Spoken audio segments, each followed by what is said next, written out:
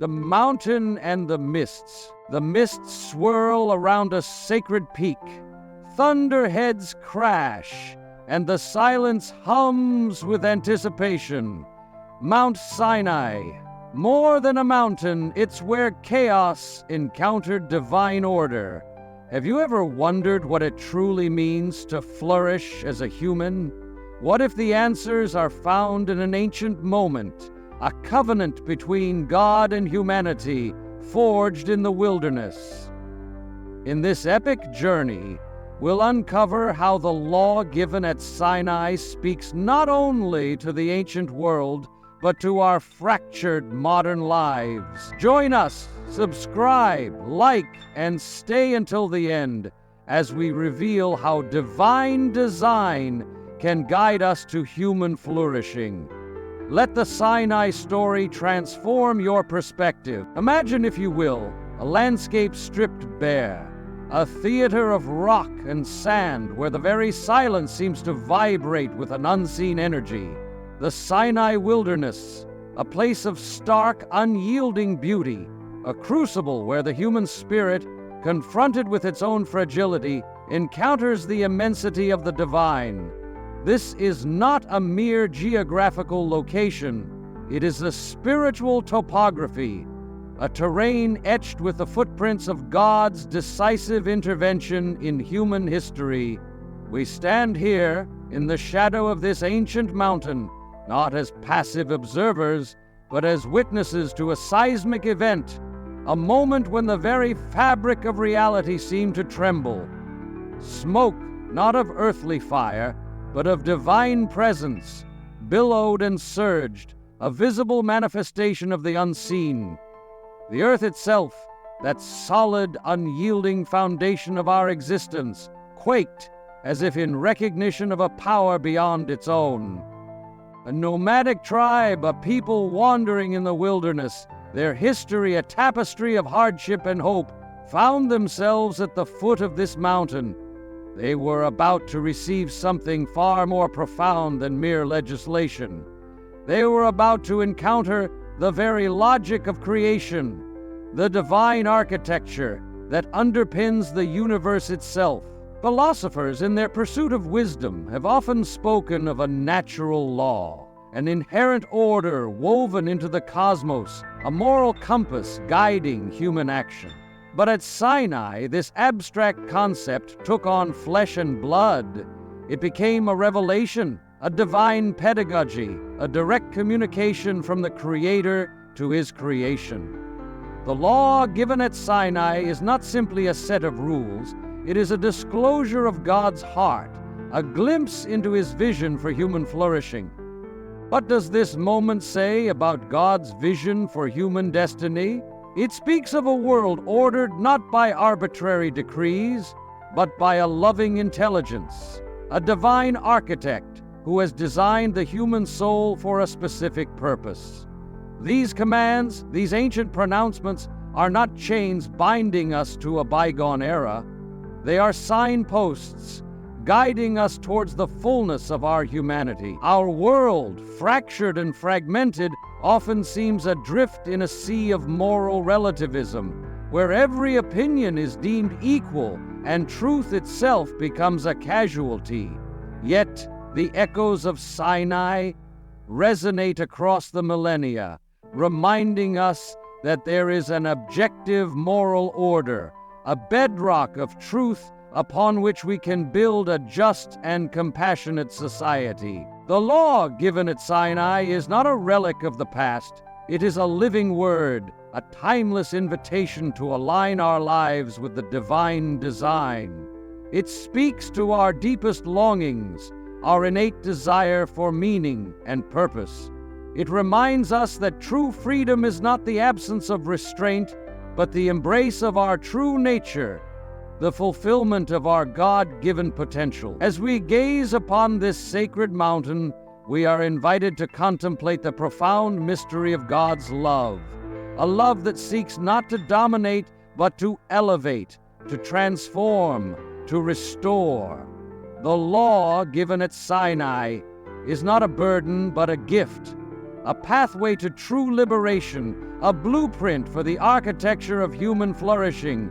It is a call to build our lives, our communities, and our world upon the solid foundation of divine order, a foundation that transcends the shifting sands of time and culture. Let us then embark on this journey, this exploration of Sinai and the law, not as detached observers, but as pilgrims, seeking to understand the divine logic that underpins our existence, the architecture that guides us towards the fullness of life, the life that God intended for us from the beginning. Egypt's shadow, the need for order. Emerging from the bondage of Egypt, the Israelites carried more than the scars of their oppression.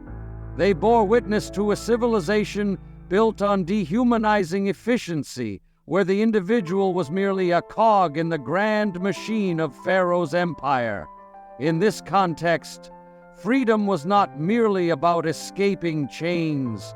It was about forging a new identity, a new way of being in the world. The Israelites stood at the crossroads of history, poised to transition from a society defined by the arbitrary power of the Pharaoh to one where human dignity would be its cornerstone.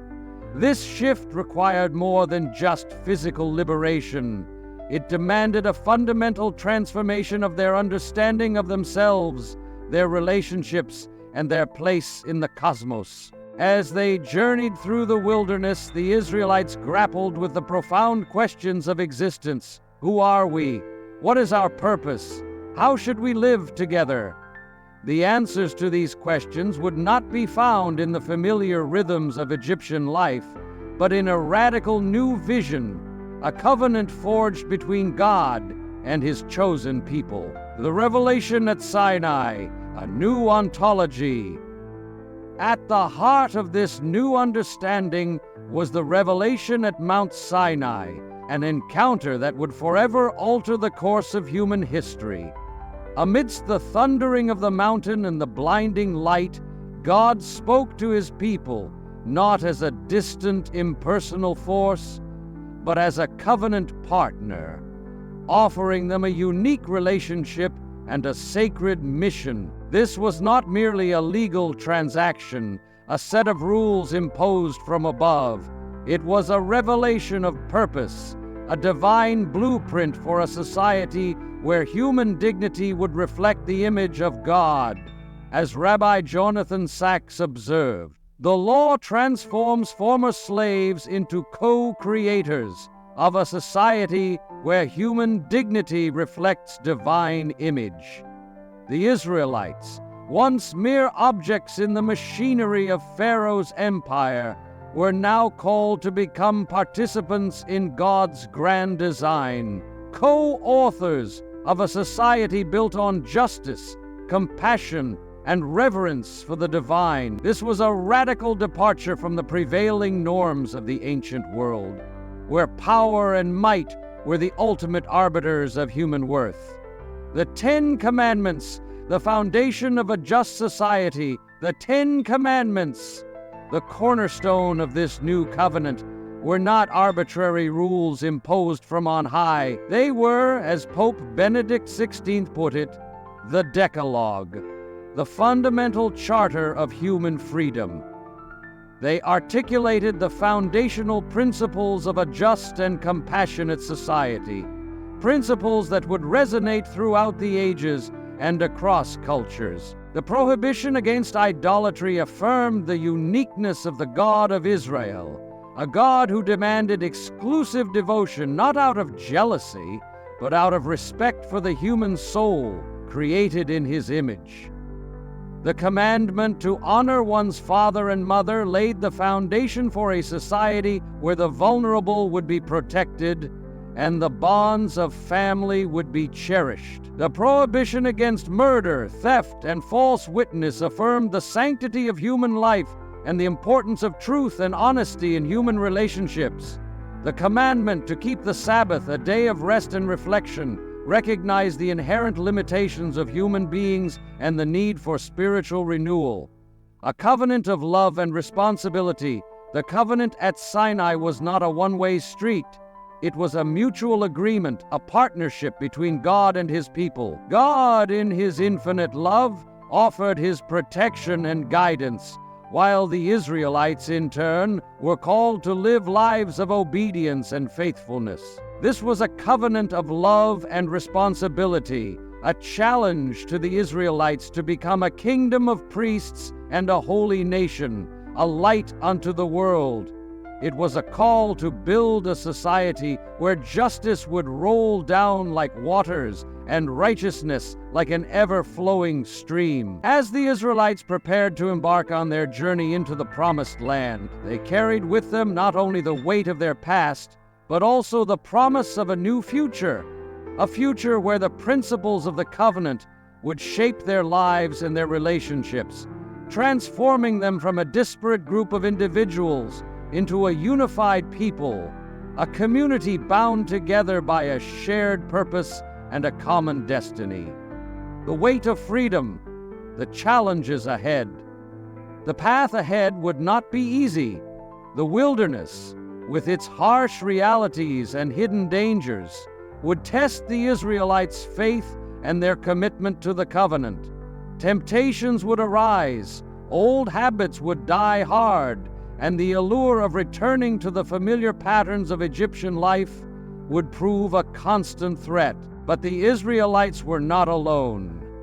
God, through his prophets and his presence among his people, would continue to guide and sustain them, reminding them of the promises of the covenant and the potential for a new, more just and compassionate world. The story of the Israelites at Sinai is not merely a historical narrative.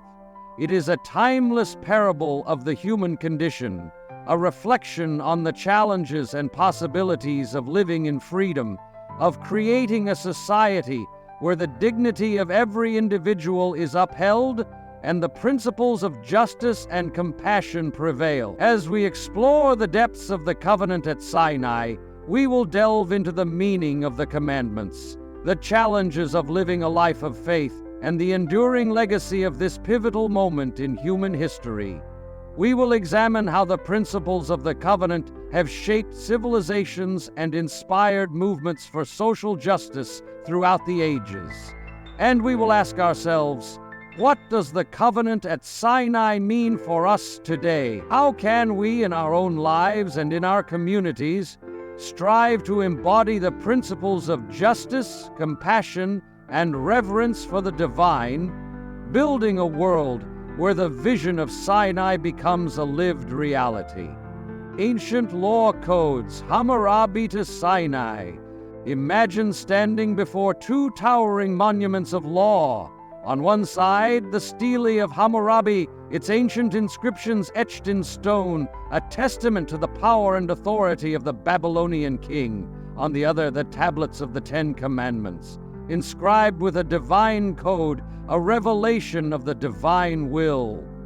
Hammurabi's laws, like many legal codes of the ancient Near East, were designed to maintain order and stability within the empire. They were a reflection of the king's absolute power, a system of justice rooted in retribution and hierarchy. An eye for an eye, a tooth for a tooth. This was the prevailing principle, a stark reminder that justice was often equated with vengeance. But at Sinai, something radically different transpired. The law, inscribed not on a towering monument but on portable tablets, was given not by a king, but by the God who journeys with his people. This was a law not meant to intimidate or oppress, but to guide and liberate. While ancient Near Eastern laws primarily focused on protecting property and power, the law of Sinai extended its concern to the most vulnerable members of society. You shall not wrong or oppress the stranger, it declares. Exodus 22:21.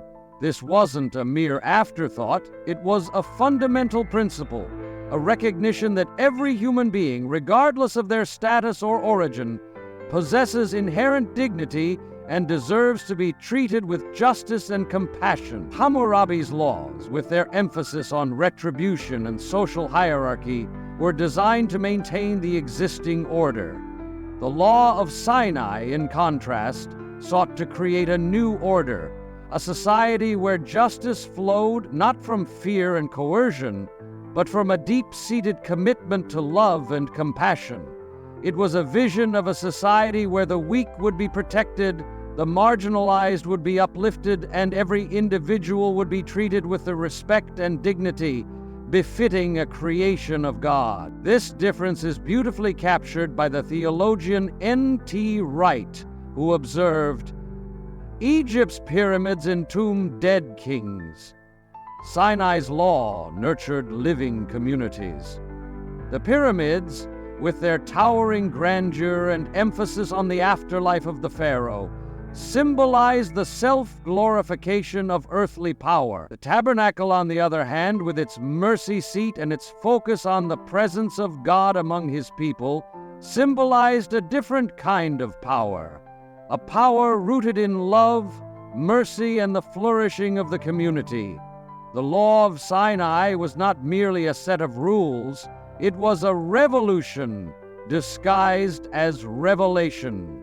It challenged the prevailing paradigms of the ancient world, offering a radically different vision of justice, a vision where human dignity was not determined by social status or wealth, but by the inherent worth of each individual, created in the image of God. This was a vision of a society where justice would not be meted out with an iron fist, but would flow forth from a covenant of love, a relationship of mutual trust and responsibility between God and his people.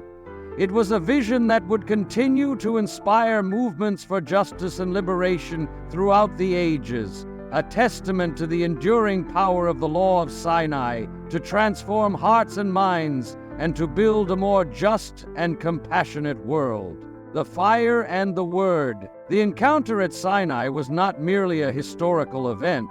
It was a theophany, a manifestation of the divine presence that shook the very foundations of reality. Smoke billowed, fire consumed the mountaintop, and the earth trembled as if in recognition of a power beyond human comprehension. In the midst of this awe-inspiring spectacle, God revealed himself to his people, not in his full essence, but in his divine energies, the outpouring of his love and power that sustain and shape creation. As the medieval mystic Gregory Palamas distinguished, there is a difference between God's essence, his unknowable core, and his energies, the ways in which he relates to the world. At Sinai, Israel encountered these divine energies, not God as he is in himself, but God as he chooses to reveal himself to his creatures. The law, given amidst this radiant display of divine power, was not a weapon of oppression, but a gift, a reflection of God's loving will for his people. It was like the burning bush, a flame that consumed not the plant itself, but illuminated its presence, revealing its divine purpose. The law, too, was a fire, a source of divine light that illuminated the path to human flourishing, guiding God's people toward a life of justice, compassion, and reverence for the divine. The voice of God, the power of the Word. But the revelation at Sinai was not merely a spectacle of light and sound. It was also a revelation of the Word, the divine Logos, that gives shape and meaning to all creation. God spoke to his people, not in a distant, impersonal voice, but in a language that could be understood, a language of love and covenant. The words of the law, etched upon the tablets of stone, were not mere legal pronouncements. They were expressions of God's heart, windows into the divine mind. They revealed the principles that govern the universe, the moral architecture that undergirds human existence. The law, in its essence, is a communication, a dialogue between the Creator and his creation. It is an invitation to participate in the divine life, to align our wills with the divine will, to become co-creators of a world where justice and compassion prevail. The covenant, a partnership with God. The covenant at Sinai was not a one-way street. It was a partnership, a mutual agreement between God and his people. God, in his infinite love, offered his protection and guidance, while the Israelites in turn were called to live lives of obedience and faithfulness. This was not a relationship of domination, but of mutual respect and responsibility. God, in his sovereignty, revealed his will, while the Israelites in their freedom were called to respond in faith and obedience. This was a partnership that would shape the destiny of the nation, transforming them from a disparate group of individuals into a unified people, bound together by a shared purpose and a common destiny. The weight of the Word, living in the shadow of Sinai. The words of the law, once spoken amidst the thunder and lightning of Sinai, now became the guiding principles of their lives. They were a constant reminder of their covenant with God, a source of both inspiration and challenge. The journey through the wilderness was not easy. Temptations arose, doubts crept in, and the weight of the covenant sometimes felt like an unbearable burden. But the Israelites, guided by the words of the law and sustained by the promise of God's presence, persevered. The story of the Israelites at Sinai is a powerful reminder of the transformative power of the Word. It is a testament to the fact that God speaks to us, not as distant and impersonal beings, but as loving parents, guiding us toward a life of purpose and meaning. As we reflect on the events of Sinai, we are invited to consider the ways in which God speaks to us today. We may not hear the thunder of the mountain or see the pillar of fire, but God's Word continues to speak to us through the Scriptures, through the voices of our conscience, and through the beauty and wonder of creation. The challenge for us, as it was for the Israelites, is to listen to that Word, to respond in faith and obedience, and to allow it to shape our lives and transform our world. Law as love's grammar. In the modern world, the word law often carries a negative connotation, evoking images of restriction and limitation. But in Hebrew, the word for law is Torah, which means instruction or guidance. It is a reflection of the loving care of a parent, a set of principles designed to guide and protect, not to oppress or control. As Augustine famously wrote, "Love and do what you will." True love, far from being a force of chaos, naturally seeks to align itself with the beloved's desire. In the same way, the law of Sinai, far from being a burden, is a reflection of God's love for his people, a set of principles designed to guide them toward a life of flourishing. The law, in this sense, can be seen as love's grammar, a framework that structures human relationships and prevents love from being corrupted into lust, idolatry, or exploitation. Just as the rules of grammar enable us to express complex thoughts and ideas in a clear and meaningful way, the law provides a framework for human interaction, ensuring that our actions are aligned with our deepest values and aspirations. Consider the institution of marriage. The vows exchanged between a husband and wife are not meant to stifle love or restrict freedom. They are, rather, an expression of love's commitment to fidelity and mutual support.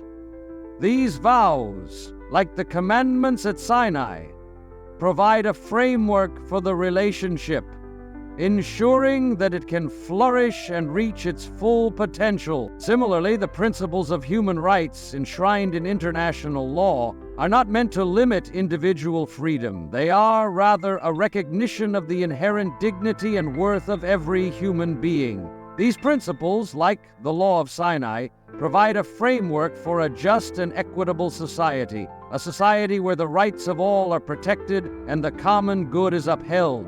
The philosopher Roger Scruton observed that freedom becomes meaningful only within shared boundaries, the thou shalts and thou shalt nots of the law. Far from being arbitrary restrictions are the walls and windows of freedom's house. They provide a framework for human action, allowing us to exercise our freedom in a way that is both responsible and meaningful. The law of Sinai, then, is not a relic of the past. It is a timeless expression of love's wisdom, a guide for navigating the complexities of human existence. It is an invitation to live lives of integrity, compassion, and justice, lives that reflect the image of the God who loves us and desires our flourishing. Expanding on the concept of law as love's grammar can be further explored to deepen our understanding of the law of Sinai. Just as grammar provides structure and meaning to language, the law provides structure and meaning to human relationships. It helps us to understand how to love God and our neighbor, how to build just and equitable societies, and how to live lives of integrity and purpose. The law is not about imposing arbitrary restrictions on human freedom. It is about creating the conditions for true freedom to flourish. It is about helping us to understand the consequences of our choices and to make choices that are aligned with our deepest values and aspirations. The law is also about protecting the vulnerable and promoting the common good. It is about ensuring that everyone has the opportunity to live a life of dignity and fulfillment. In this sense, the law is not a burden, but a gift. It is a guidepost on the journey of life, helping us to navigate the complexities of human existence and to live lives that are pleasing to God and beneficial to our fellow human beings. The enduring relevance of the law, the principles of the law of Sinai, are not outdated or irrelevant. They are as relevant today as they were thousands of years ago. They speak to the deepest longings of the human heart, the desire for justice, peace, and love. In a world that is often characterized by conflict and division, the law of Sinai offers a message of hope and reconciliation. It reminds us that we are all connected, that we are all responsible for one another, and that we are all called to work together to build a more just and compassionate world. As we reflect on the law of Sinai, we are invited to consider how we can apply these timeless principles to our own lives and to the challenges of our own time. How can we live lives that are characterized by love, justice, and compassion? How can we build communities that are welcoming and inclusive?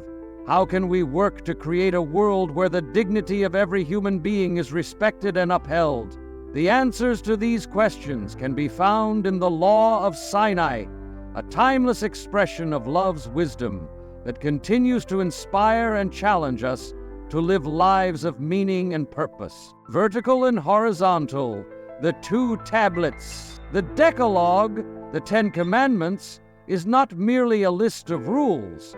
It is a blueprint for human flourishing, a roadmap for navigating the complexities of life and building a just and compassionate society. The structure of the Decalogue itself reveals its genius.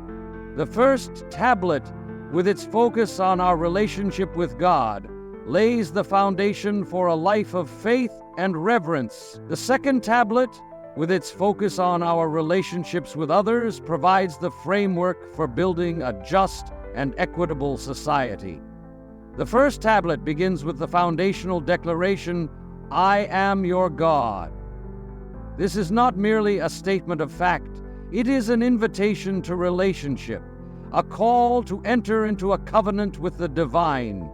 It is a recognition that our identity is rooted in our relationship with God, that we are created in His image and called to live lives that reflect His glory. The remaining commandments on the first tablet, against idolatry, taking God's name in vain, observing the Sabbath, all reinforce this vertical relationship. They remind us that our ultimate allegiance belongs to God, that our lives are not our own to do with as we please, but are gifts to be used in service of the divine. The second tablet, with its focus on our relationships with others, flows naturally from the first. It begins with the commandment to honor our parents, recognizing the importance of family and the continuity of generations. It then moves to the prohibitions against murder, adultery, theft, and false witness, all of which protect the sanctity of human life and the integrity of human relationships.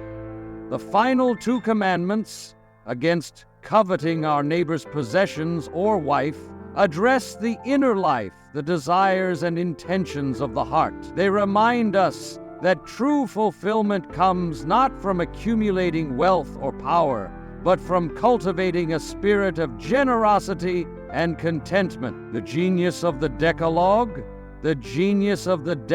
lies in its ability to integrate the vertical and horizontal dimensions of human existence. It recognizes that our relationship with God is inextricably linked to our relationships with others. As C.S. Lewis noted in The Abolition of Man, we do not break the commandments, we break ourselves against them. The commandments are not meant to stifle our freedom or to restrict our desires. They are rather a set of guidelines that help us to live lives of integrity and purpose. They help us to understand the consequences of our choices and to make choices that are aligned with our deepest values and aspirations. The enduring relevance of the Decalogue. The principles of the Decalogue are not outdated or irrelevant. They are as relevant today as they were thousands of years ago. They speak to the deepest longings of the human heart, the desire for justice, peace, and love. In a world that is often characterized by conflict and division, the Decalogue offers a message of hope and reconciliation. It reminds us that we are all connected, that we are all responsible for one another, and that we are all called to work together to build a more just and compassionate world. As we reflect on the Ten Commandments, we are invited to consider how we can apply these timeless principles to our own lives and to the challenges of our own time. How can we live lives that are characterized by love, justice, and compassion? How can we build communities that are welcoming and inclusive? How can we work to create a world where the dignity of every human being is respected and upheld? The answers to these questions can be found in the Decalogue, a timeless expression of God's love and wisdom that continues to inspire and challenge us to live lives of meaning and purpose. The Sabbath, resistance to totalitarianism. The commandment to observe the Sabbath is often reduced to a mere day off, a 24-hour respite from the demands of work and responsibility. But at its core, the Sabbath is a radical act of resistance, a profound statement about the nature of human existence. In Egypt, identity was inextricably linked to productivity. The Israelites were not individuals, but cogs in the vast machinery of the Egyptian empire. "Make more bricks," was the constant refrain, a relentless demand for increased output. The Sabbath, however, declared something radically different. Your worth is not earned, it is endowed. Your value is not measured by your productivity, but by your very existence as a child of God. Rabbi Abraham Joshua Heschel beautifully described the Sabbath as a palace in time, a weekly revolution against the tyranny of utility. It is a sacred space where we are free from the demands of work, consumption, and the relentless pursuit of productivity. It is a time to rest, to reflect, to connect with loved ones, and to rediscover the deeper meaning and purpose of our lives. The spirit of the Sabbath has resonated throughout history. The 19th century labor movement, with its fight for shorter workdays and weekends, echoed the ancient call to resist the relentless demands of the marketplace. Workers, like the Israelites of old, sought to reclaim their humanity, to carve out space for rest, leisure, and family life.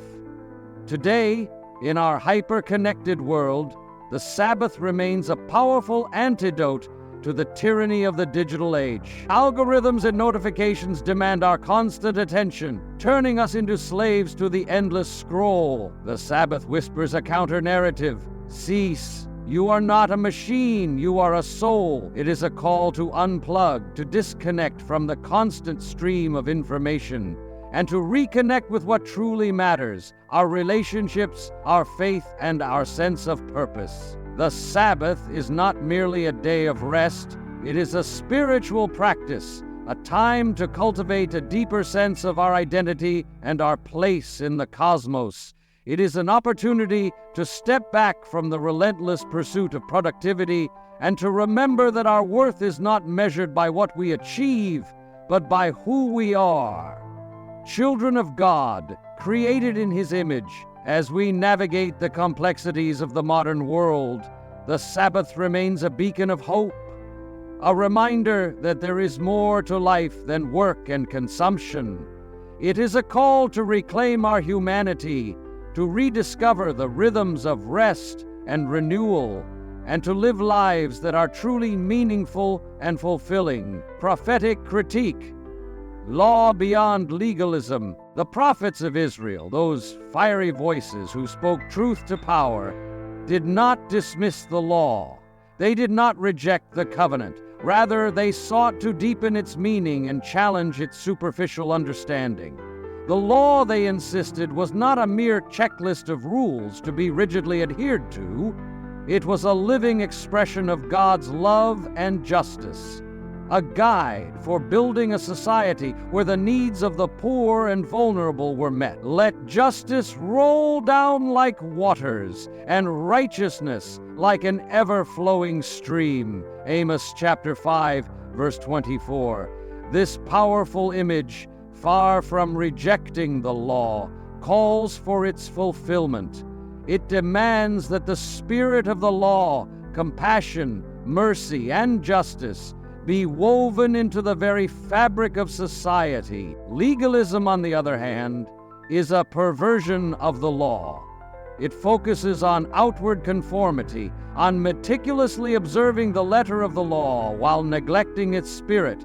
It reduces the law to a set of rules and regulations, a burden to be borne rather than a source of life and liberation. The prophets challenged this narrow legalistic interpretation. They reminded the people that true worship is not about sacrificing animals or reciting prayers. It is about living lives of justice and compassion. Micah, for example, declared that God desires mercy, not sacrifice, and faithfulness rather than burnt offerings. Micah 6:8.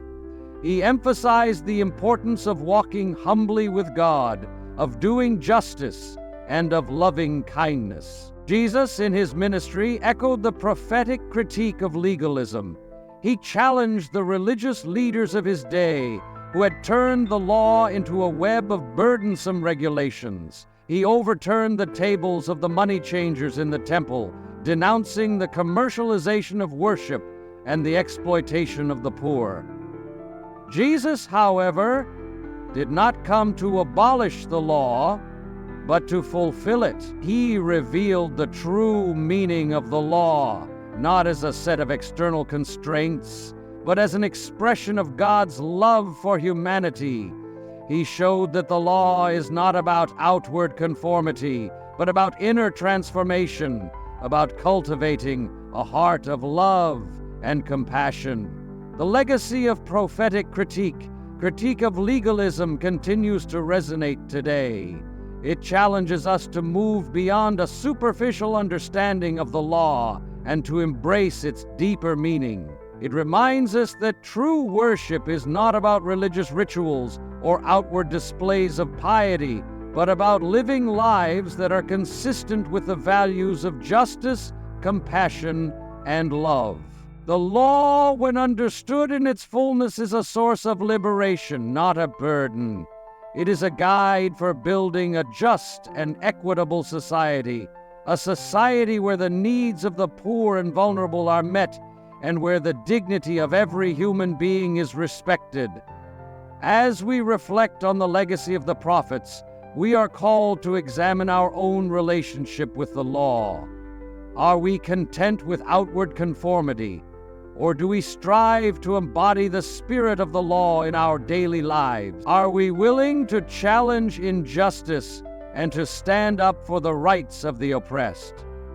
The answers to these questions will determine whether we truly understand the meaning of the law and whether we are living lives that are pleasing to God. Christ, the new Moses, law fulfilled in love. In the Sermon on the Mount, Jesus did not come to abolish the law, but to fulfill it. He did not discard the commandments, but rather deepened their meaning, revealing their true intent and their transformative power. Where the law prohibited murder, Jesus declared that even anger is a form of murder, revealing the inner dimension of the commandment. Where the law prohibited adultery, Jesus extended the prohibition to lust, showing that true holiness begins in the heart. The early church fathers saw in Jesus' teachings the true telos of the law, its ultimate purpose. The law, they argued, was not merely a set of external rules. It was a means of transforming not just our actions, but our desires, our very being. As Augustine famously wrote, "The New Testament lies hidden in the Old. The Old becomes manifest in the New." Jesus, through his life, death, and resurrection, revealed the true meaning of the law. He showed that the law is not a burden but a gift, a pathway to true freedom and fulfillment. He demonstrated that obedience to the law is not about earning God's favor, but about participating in God's love, about aligning our wills with His. The influence of the law of Sinai can be seen throughout history, shaping civilizations and inspiring movements for social justice. From the civil rights movement, drawing inspiration from the prophets' calls for justice and equality, to the environmental movement, rooted in the biblical concept of creation care, the principles of the law continue to resonate. The law is not a relic of the past, a set of outdated rules that are no longer relevant. It is a living seed, its principles adaptable, yet unyielding, like a tree bending in the wind without breaking.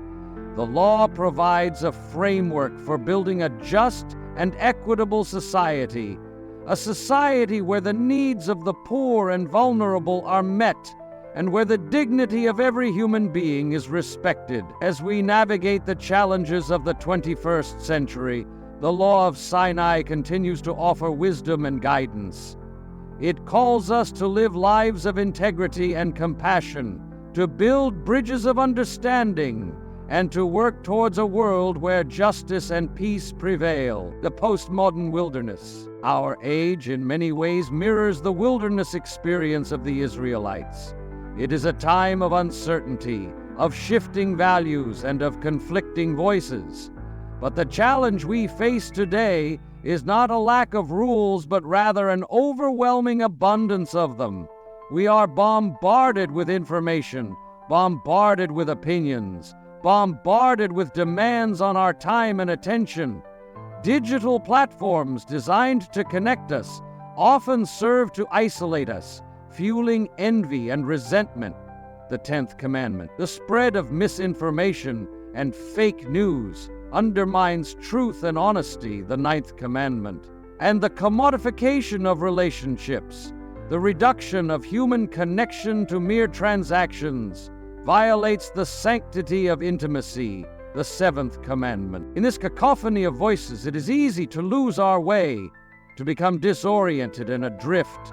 The question that confronts us today, as it did the Israelites in the wilderness, is whether unordered freedom can sustain human dignity.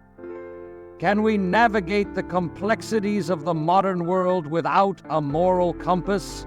without a set of shared values and principles. The enduring power of the law of Sinai, with its emphasis on justice, compassion, and reverence for the divine, offers a beacon of hope in this age of uncertainty. It provides a framework for navigating the complexities of the modern world, a set of principles that can guide us toward a life of meaning and purpose.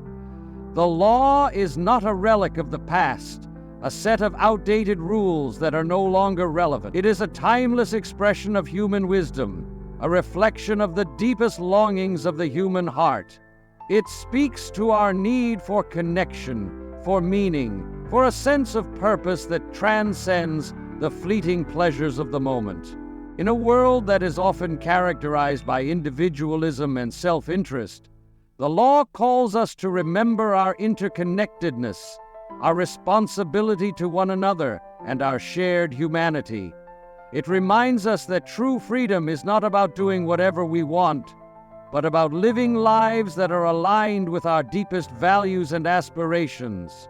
The challenge for us today is to rediscover the wisdom of the law and to apply it to the challenges of our own time. How can we use the law to build a more just and equitable society? How can we create a world where the dignity of every human being is respected? How can we cultivate a culture of compassion and empathy? The answers to these questions can be found in the Law of Sinai, a timeless expression of God's love and wisdom. It is a call to action, a challenge to live lives that are not only personally fulfilling, but also socially responsible. As we navigate the complexities of the modern world, let us turn to the law for guidance and inspiration. Let us allow its wisdom to shape our thoughts, our words, and our action. Let us strive to build a world where the principles of justice, compassion, and love prevail. Recovery, transcendent truth. The enduring power of the Law of Sinai lies not merely in its historical significance or its cultural impact, but in its grounding in transcendent truth. It speaks to a deeper order, a divine reason that undergirds the universe itself. Theologians like Thomas Aquinas, drawing on ancient Greek philosophy, saw in the Decalogue a reflection of natural law, a moral order woven into the very fabric of creation. This natural law, they argued, is accessible to reason, discernible by all people, regardless of their religious beliefs. Even figures like Albert Einstein, though not religious in the traditional sense, spoke of a cosmic religious feeling when contemplating the order and harmony of the universe. He saw in the universe a manifestation of a profound intelligence, a transcendent reality that transcends human understanding. The Law of Sinai, in this sense, transcends cultural boundaries and historical contexts. It speaks to a universal human longing for truth, for meaning, for a sense of connection to something greater than ourselves. It aligns with the inherent order of the universe, the deep-seated human need for justice, compassion, and reverence for the divine. Just as architects must adhere to the laws of physics to build stable and sustainable structures, human societies must be built upon a foundation of moral and ethical principles.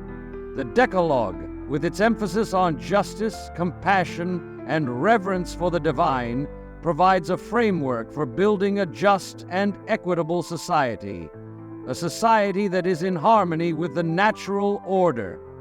The commandments are not arbitrary rules imposed from on high. They are rather an expression of the underlying order of the universe. They reflect the deep-seated human need for truth, for justice, for a sense of belonging. When we violate these principles, when we build our societies on a foundation of greed, selfishness, and injustice, we inevitably reap the consequences. Societies that are built on a foundation of sand are bound to crumble, while those that are built on a foundation of virtue and integrity are more likely to flourish.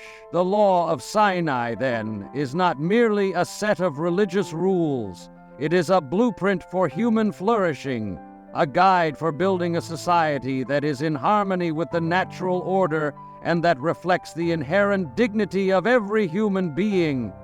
It is a call to live lives that are not only personally fulfilling, but also socially responsible.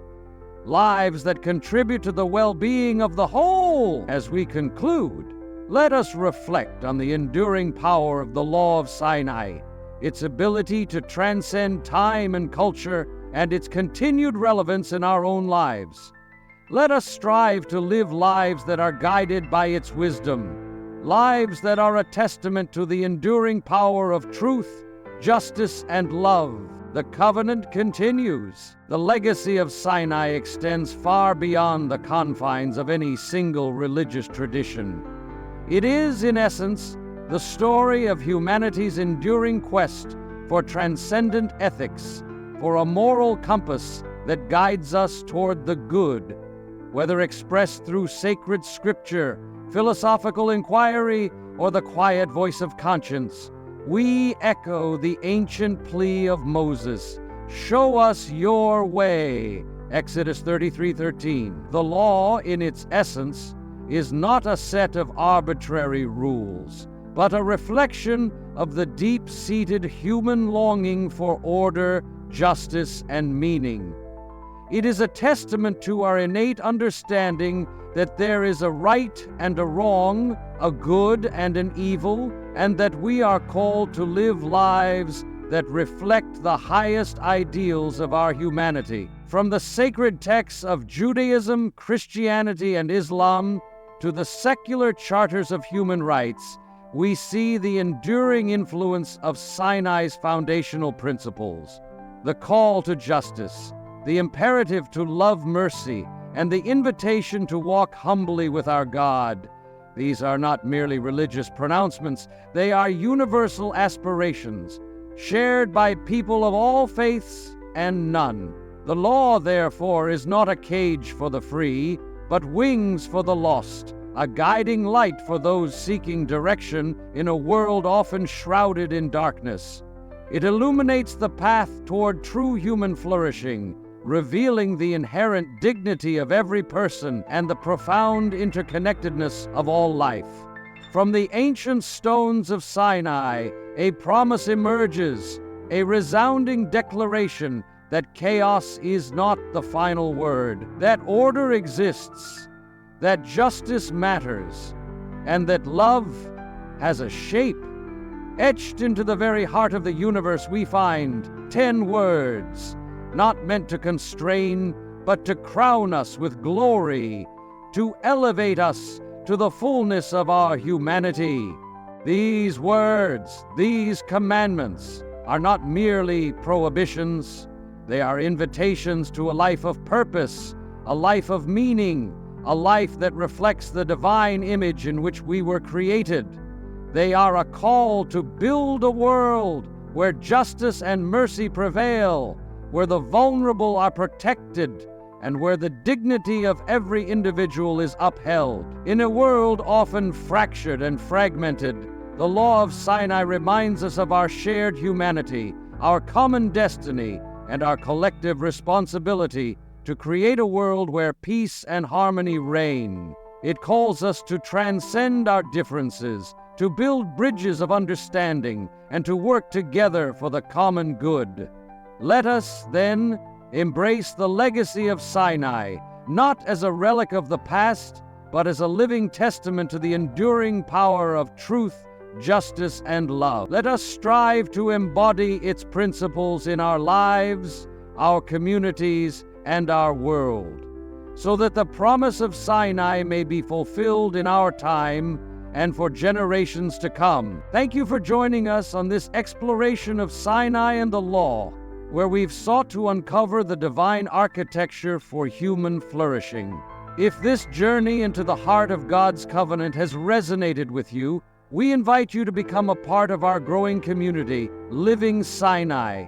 Subscribe to delve deeper into these timeless truths, Share your reflections on how the law illuminates your own path, and let us walk together, finding divine order in our chaotic world.